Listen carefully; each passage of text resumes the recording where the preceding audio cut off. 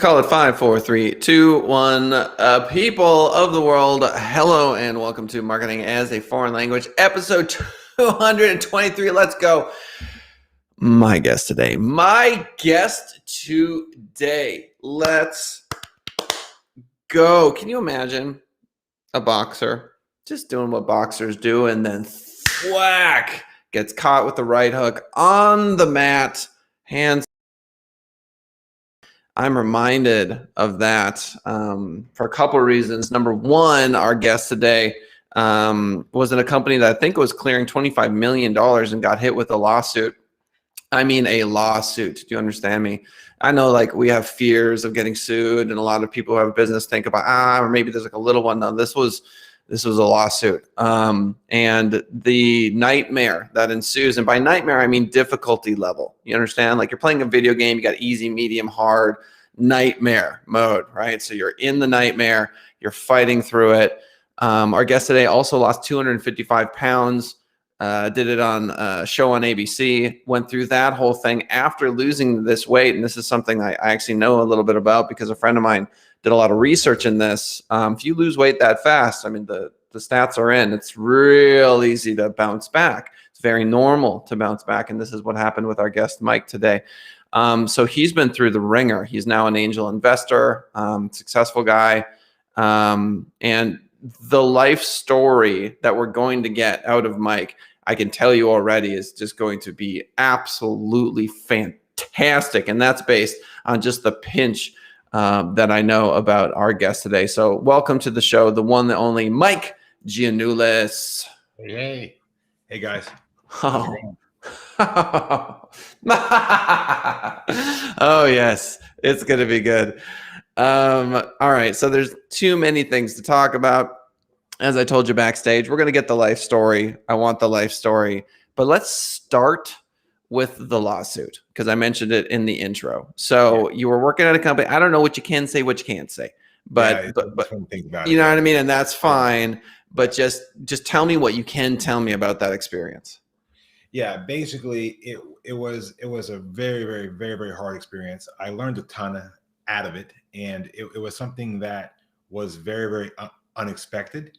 And I guess I can say some of it without going too far into it, but it ended up being something that was it was one of those regulatory agency issues that came out of the blue. And no matter what we did, no matter what we tried to do to fix things, to improve, did not matter. It was either going to be, shut down or, you're done. And so it was very, very, very, very tough. And, we, at that point in time, we had over 100 people in our company, huge staff, employed multiple people and like friends, family, all that stuff.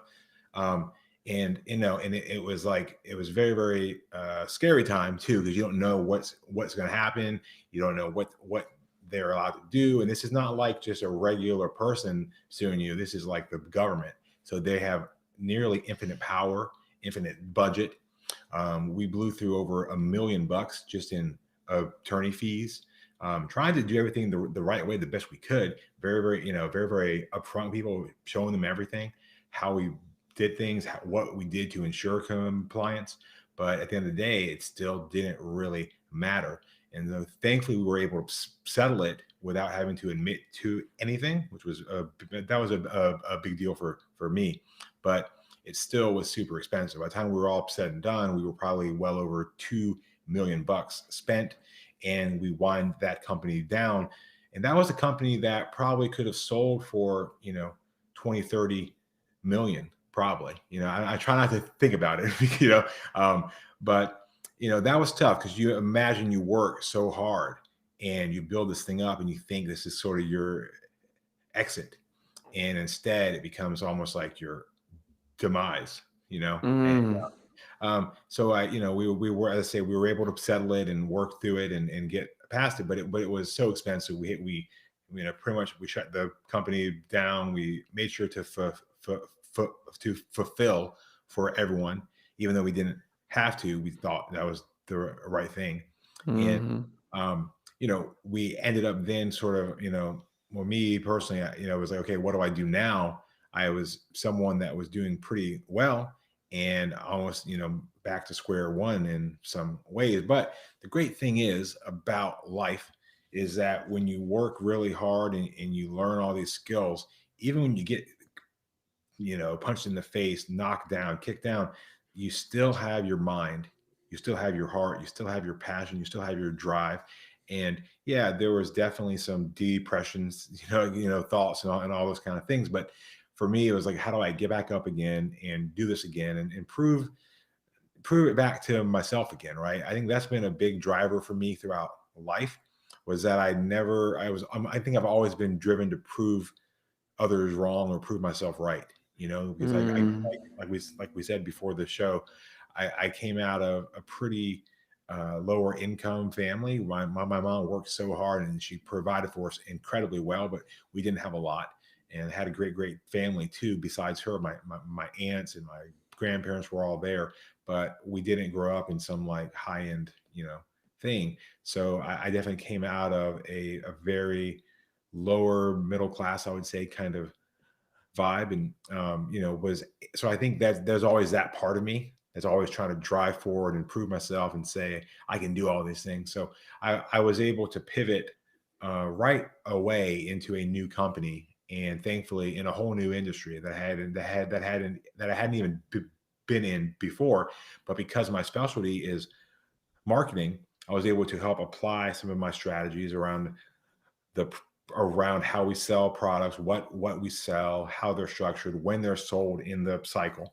And we were able to basically, more than 5x that company within 12 months.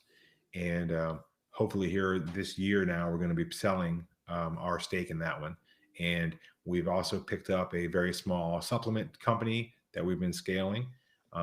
And that one that'll be our new focus now going into this year. And so yeah, again, there's when you get hit, you can choose to stay down or you can get back up. And so far I've been able to get back up, and it's not been easy. It's always hard, and it's tough. But at the end of the day, I think, what other choice do I have? What else am I going to do, right? So let's talk about depression, shall we? So have you, because nobody likes to talk about that, when entrepreneurs get depressed because things aren't going well. I think most entrepreneurs are clinically insane. I think trying to take on this level of risk just involves, you gotta be crazy. You gotta be crazy. It's so, and then employees might hear that and go, yeah, but it's insane to be an employee. And I understand you. Like, I get that, because it's like, I'm working for a paycheck. I have to do whatever this person tells me to do. That's crazy too. Okay, fine. Having been an entrepreneur for as long as I've been one, it's like, I was convinced it was all in the head, and it's the heart, man.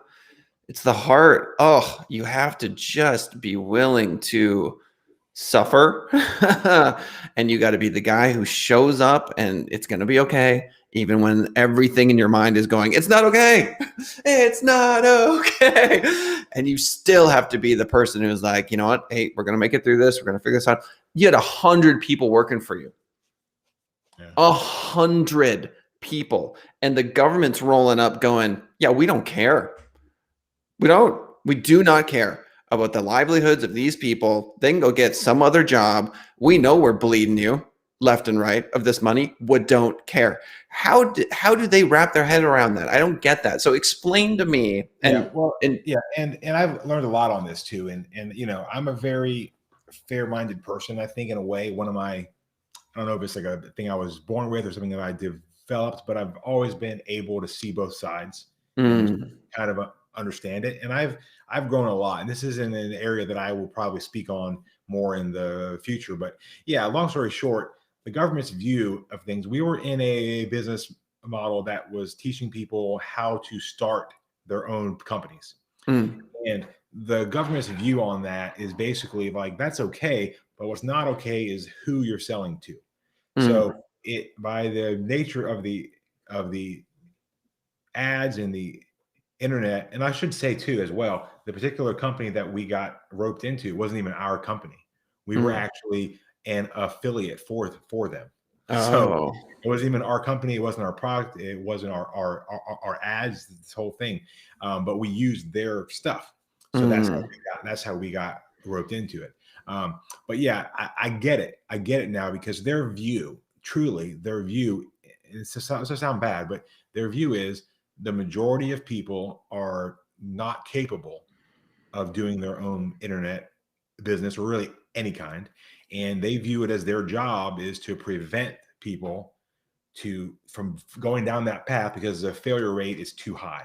Wow. So that's basically their view. And I can, look, I used to see, you had talked about depression to start with.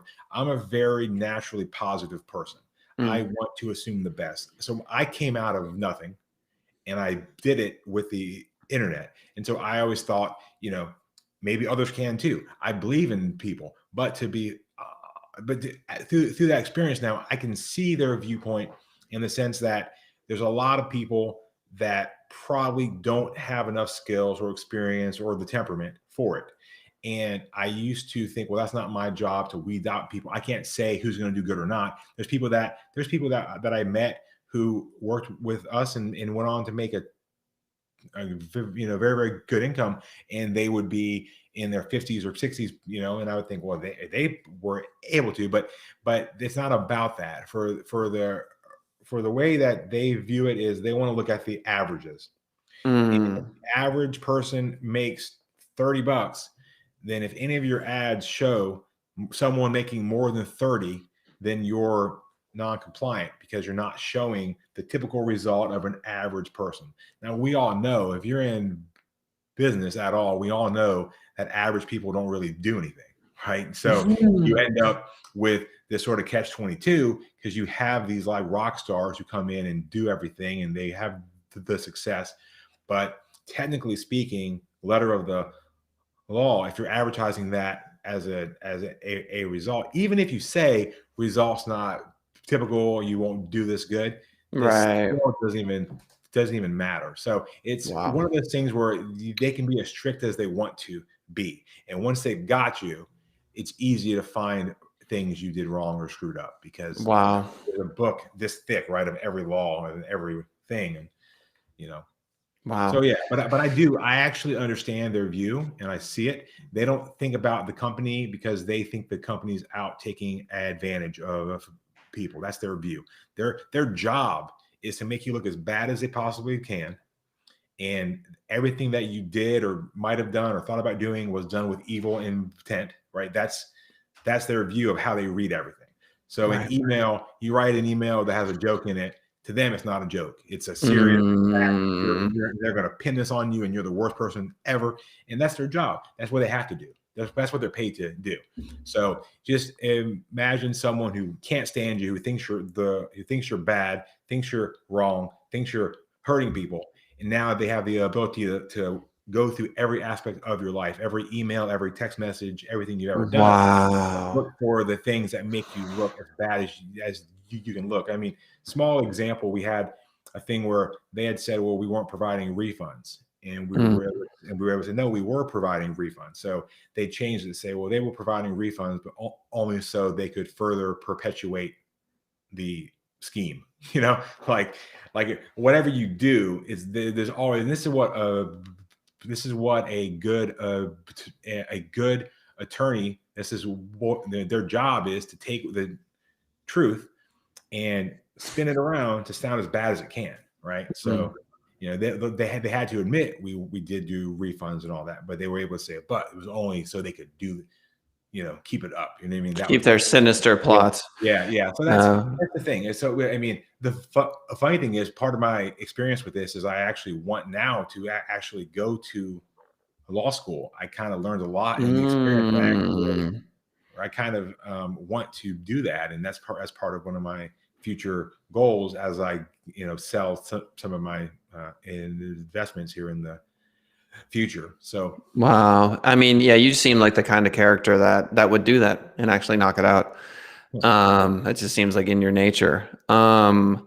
So I have a theory that there are no coincidences, that all the horrifying, terrible, depressing angering, frustrating things that happen to us in our life they're part of the narrative of our life. They're important. They shape us. And if we are a soul, then it doesn't really matter what happens to the body, because at the end of the day, it's the transformation of the soul into something else, into this, to achieving a new perspective. And for whatever reason, the matrix that we find ourselves in uses suffering as a tool. It just uses it to change us, to mold us, to make us. It's like the carving of the clay, if you will.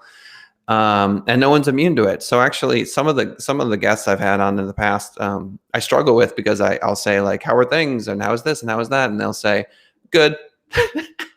Yeah. I'm like, are we on the same planet? Are you and I experiencing the same planet Earth? Because my journey has been one of just constant overcoming of obstacles. And it's so interesting to me that you mentioned everything getting spun as you're the devil. And it just reminds me of a bad relationship. Yeah. I mean, yeah, it's a lot of people that have gone through it. If they've been through a divorce, and you have, it's just like that on both sides, their job, and it's just their job is to take the worst take of you as they possibly can and assume that, and then make their story fit that. And it's not right or wrong, it just is. And I think that's probably how I got through it all, was just kind of thinking they don't even know me. I had no idea.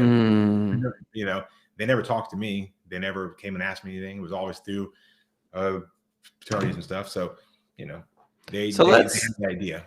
We got some folks hopping on the show. I want to pivot to the 255-pound weight loss, because I think they may appreciate that. So you were on what show?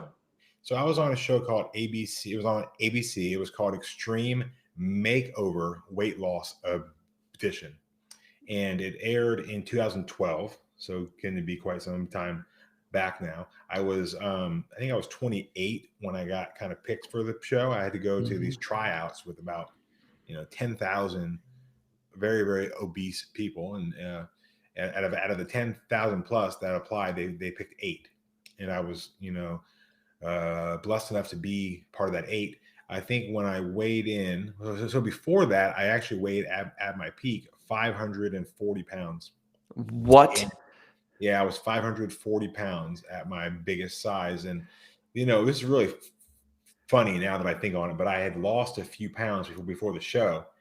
And I remember thinking, I hope I didn't get too skinny for the show. Right. But I weighed in, I was 493. And I remember thinking, oh man, I hope I'm not too small. Yeah. So when I started the show, I was 493 pounds. I had to weigh on a freight scale. Let me ask you, when you're moving throughout the earth at 493 pounds, when you go to stand up, what's that feel like? I've been asked that before, and it's really tough to say, because it's like the life that I knew. I will say that you obviously tire out easier. I still, to this day, I'll like drop something on the ground and be like, oh, it's lost, like in my head. But I remember how hard it was to bend down to pick up something. Wow. And I'm like, wait, I can, and I'll just bend down and do it. But it's like that part of me is still there, because I was big pretty much up until that point. I was always that big, and I will say too, you do kind of get like stronger arms. Like my triceps are still very strong, because you're always going like this to get up. Okay, right. Super strong triceps, strong like quads and all that stuff. So calves of steel, like freaking rocks, because it's like just carrying around a fat suit, right, every single day. But yeah, as the weight came off, it started, I felt better, and you just have more energy because you're not spending it on just regular things, right? Right. But yeah, so yeah. So what was the diet, and then when you're at that weight and you're eating,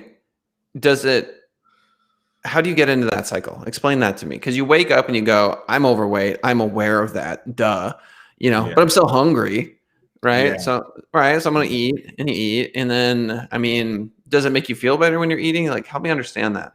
Yeah, and it's something that I still to this day struggle with. I always had Sure. sort of overeaters mindset, and I never did anything else. You know what I mean? I never drank alcohol. I never did drugs. I never really even did much like fun stuff. You know, I wasn't like into bowling or had nothing like that. And so I think for me, I wrapped up addiction plus excitement, you know, into food. Ah, And it's partially my family. A lot of people in my family are or were overweight, and everything with us was always around food.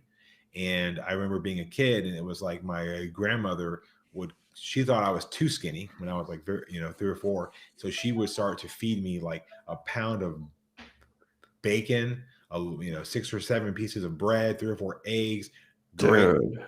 and she would just make me eat it. And I think I, in my weird, you know, child way, I think I linked time with family to like, and like Mm, feeling good and feeling love and all those things. And so I think that's going to be with me probably forever. I don't think I can just take it out, but yeah, right. I think that for me, eating became a form of escape. I would just go, Right. I remember going around to like 3 or 4 drive-throughs, and I would buy like 2 meals from this one and 2 meals from that one and three food more than I could ever even eat.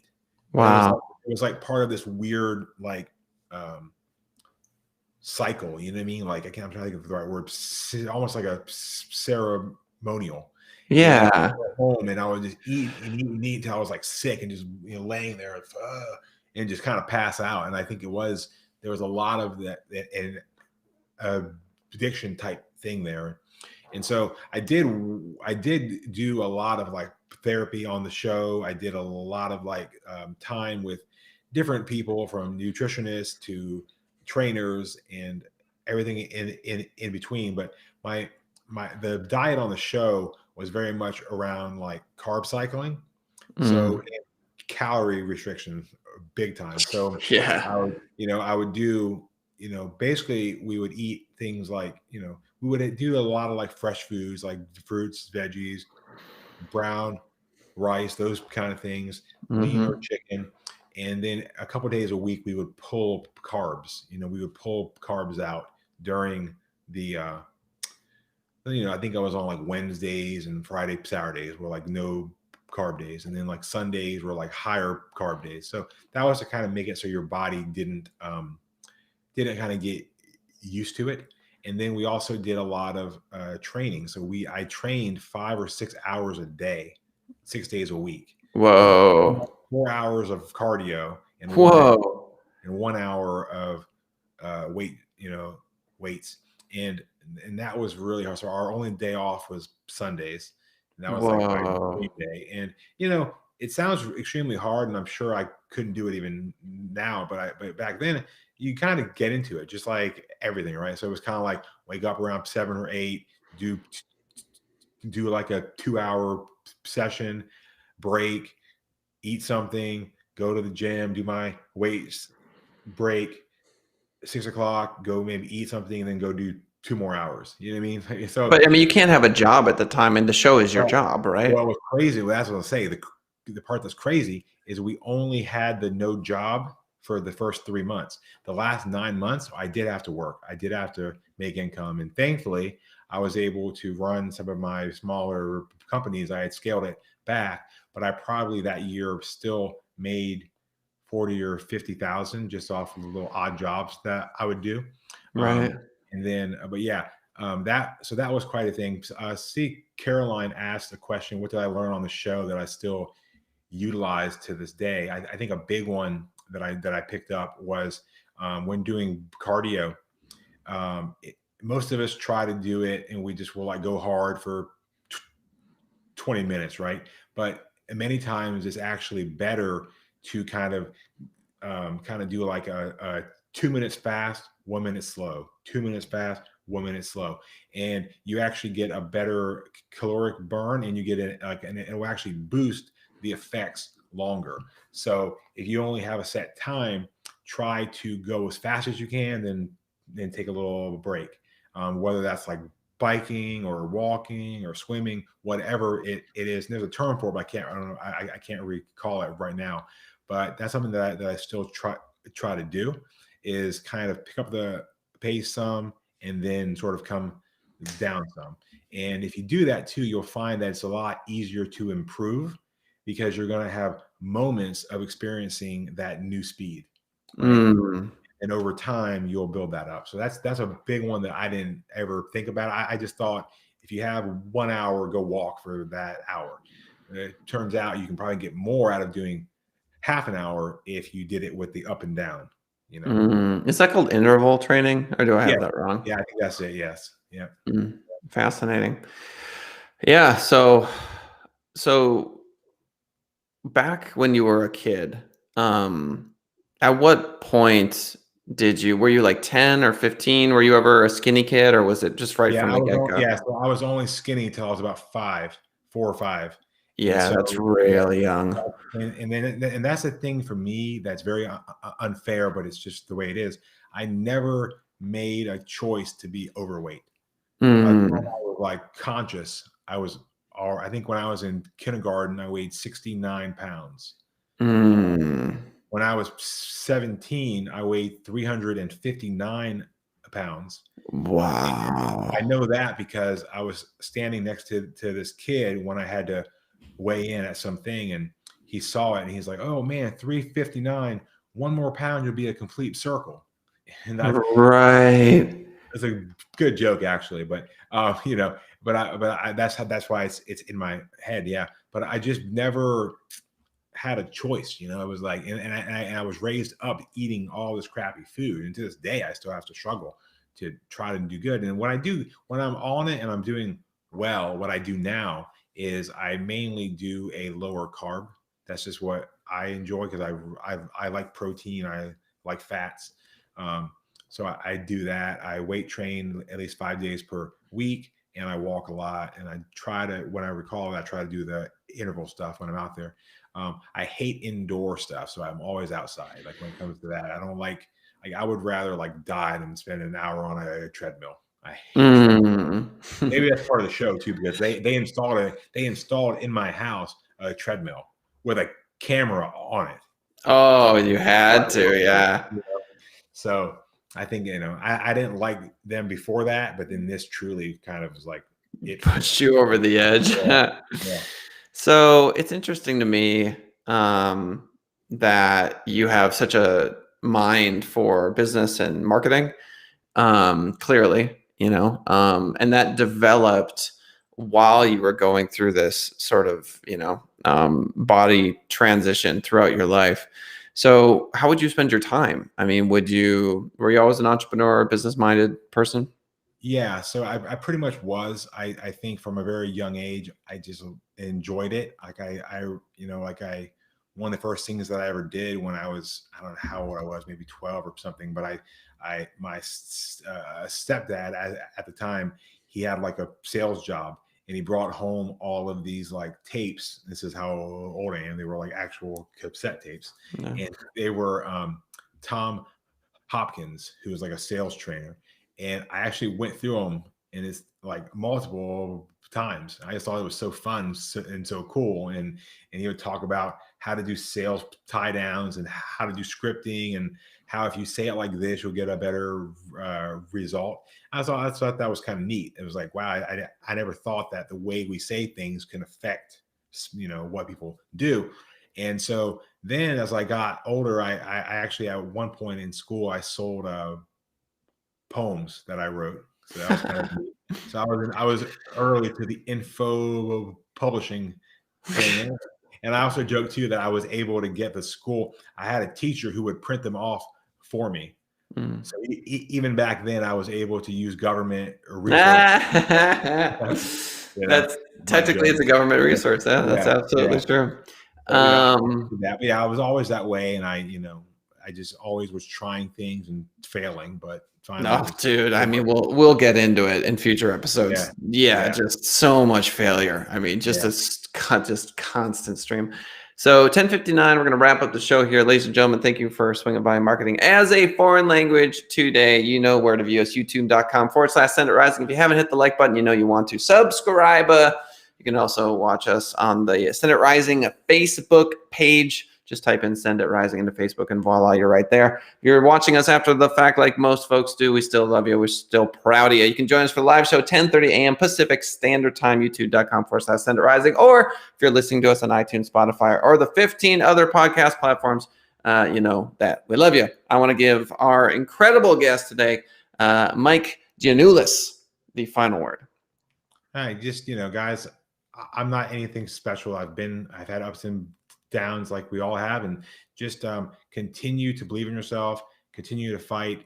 It's life is long, and there's a journey to be had, and whatever you do, just keep at it. That's all I can say. Yes, sir. All right. Thanks, Mike. All right. Bye, everybody.